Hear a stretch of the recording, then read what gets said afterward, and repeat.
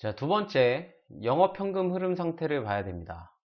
자, 여기 재무, 잠시만요. 여기 재무 분석을 클릭하시고요. 밑에 현금 흐름표를 클릭하십니다. 자, 혹시 흑자도산이라고 들어보셨나요? 자, 손익계산서의 순이익은 이익이 났는데 실제로 회사에 현금이 없어서 부도가 나는 경우입니다. 자, 유식한 말로는 발생주의 회계 원칙이라고 하는데, 자, 아무튼 손익계산서의 수치는 실제 회사가 가지고 있는 돈과 차이가 있습니다. 자, 한 예로 물건을 외상으로 팔았다고 칩시다. 그럼 현금이 안 들어오죠. 보통 회사들은 어음 거래를 하기 때문에 2에서 3개월 정도 후에 실제 현금이 들어옵니다. 자, 그런데 손익계산서에서는 현금이 들어오는 기준이 아니라 저 외상으로 팔았던 그때 이미 매출이 일어났다고 보는 거예요. 이게 발생주의 회계 원칙입니다. 자, 회사가 외상 거래를 많이 하는 경우도 있고요. 외출채권 회수 기간이 너무 길어가지고 현금을 못 받는 경우도 있고요. 자, 무슨 이유든 간에 현금이 없는 회사는 투자하면 안 됩니다. 자, 우리도 현금이 최고니까 배당 투자를 하고 있잖아요, 지금. 자, 현금 흐름표에서 보시면, 자, 영업 활동 현금 흐름. 자, 이게 있죠. 그리고 내려오시면, 여기. 투자 활동으로 인한 현금 흐름. 그리고 마지막으로, 여기. 재무 활동으로 인한 현금 흐름 요 세 가지가 있습니다. 자, 회사의 사정에 따라서 여러 가지 유형이 있지만, 자, 영업 활동으로 현금을 벌어서 투자를 하는데 쓰고 빚을 갚거나 배당을 주는 회사가 제일 건강한 회사입니다. 자, 그럼 이 위에 영업활동 현금 흐름은 플러스가 되겠고요. 이 투자 활동으로 인한 현금 흐름은 마이너스가 되겠죠. 그리고 재무 활동으로 인한 현금 흐름도 마이너스가 될 겁니다. 자, 이 회사는 영업활동 현금이 플러스고요. 그죠? 그리고 투자활동 현금 흐름이 마이너스입니다.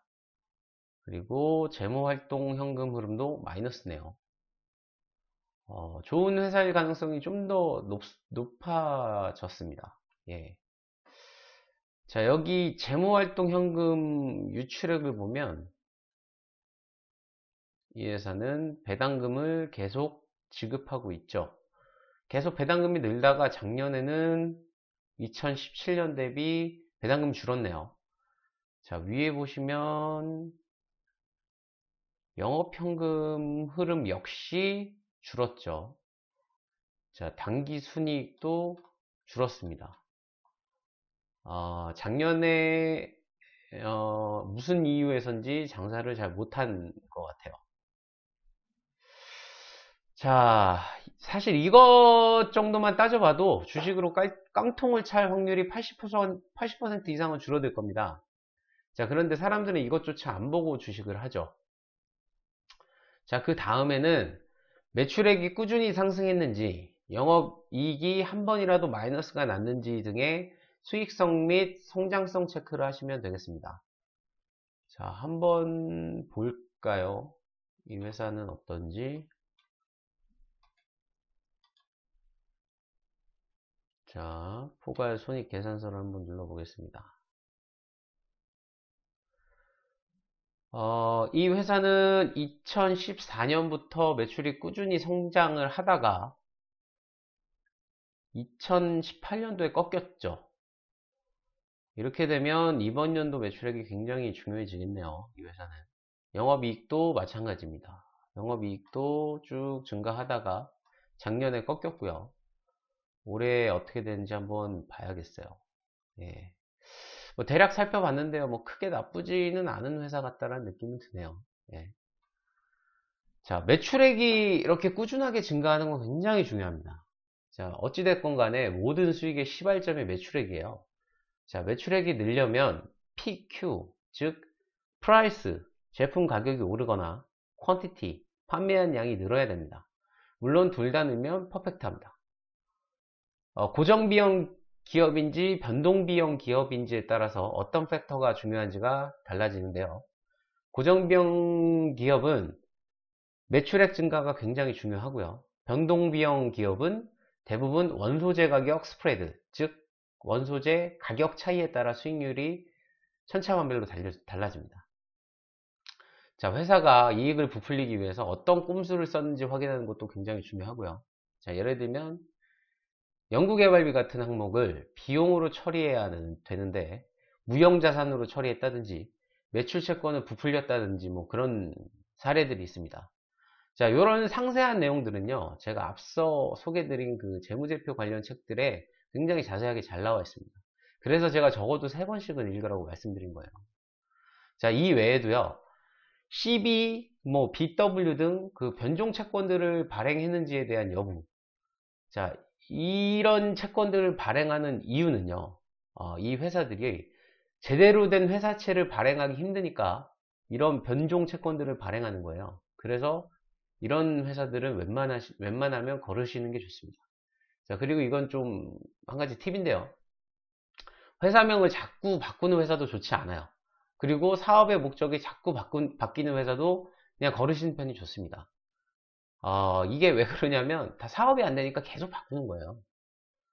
예, 이런 내용들은요, 그 사업보고서의 회사의 개요 부분에 보시면 전부 잘 나와 있습니다.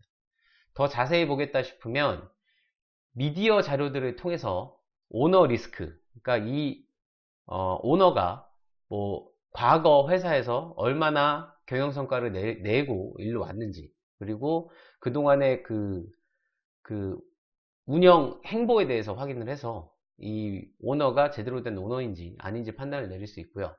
그리고 관련 사업 환경 변화 등을 체크하시면 조금 더 세세한 투자가 가능하겠죠. 생각보다는 굉장히 체크할 게 많죠. 자, 그런데 이게 꾸준히 하다 보면요, 이런 내용들을 어디서 확인하고 어떻게 보는 건지 알게 됩니다. 자, 그럼 사실 생각보다는 그렇게 오래 걸리지가 않아요. 이런 과정들로 회사들을 검증하고요, 기준에 맞는 회사들만 투자하신다면요, 주식으로 절대 깡통 찰 일은 절대 없습니다. 자, 그런데 잘하는 회사들이 가끔 뻘짓을 하기도 해요. 대표적으로 현대차가 한국전력 부지살 때 10조 원 정도 썼죠.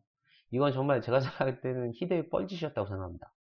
지금도 현대차가 뭐 요새는 좀 살아나긴 하는데 지금도 현대차 주가가 아주 바닥을 치죠. 자, 그렇기 때문에 매 분기별 꼭 사업보고서가 나오시면 꼭 한 번씩은 읽어보셔야 돼요. 이 체크 개념이고요. 사업보고서는 다트에 가시면 언제든지 보실 수 있어요. 한번 들어가 볼까요? 여기다가 다트 dart.fss.or.kr을 치시면, 자, 여기가 전자공시 시스템이죠. 여기서 확인하시면 다 확인이 가능하십니다. 여기서 뭐 삼양 옵틱스를 한번 쳐볼까요? 쳐보시면, 자, 보시죠. 여기에 삼양 옵틱스에서 모든 공시한 내용들이 다 나오게 됩니다. 자, 한 가지 꿀팁을 하나 알려드리면 증권 플러스라는 앱이 있더라고요. 거기에 관심 종목을 넣으시고 공시 알림 설정을 해 놓으시면 그 업체들이 공시를 올릴 때마다 자동으로 알려줍니다. 푸시로. 자, 이거는 진짜 짱편합니다. 네. 자, 여기까지 제가 머릿속으로는 내용이 별로 안 될 것 같았는데요, 생각보다 엄청 많네요. 제가 그래서 그냥 라이브 형식으로 좀 진행을 해본 건데 생각보다 내용이 많아요.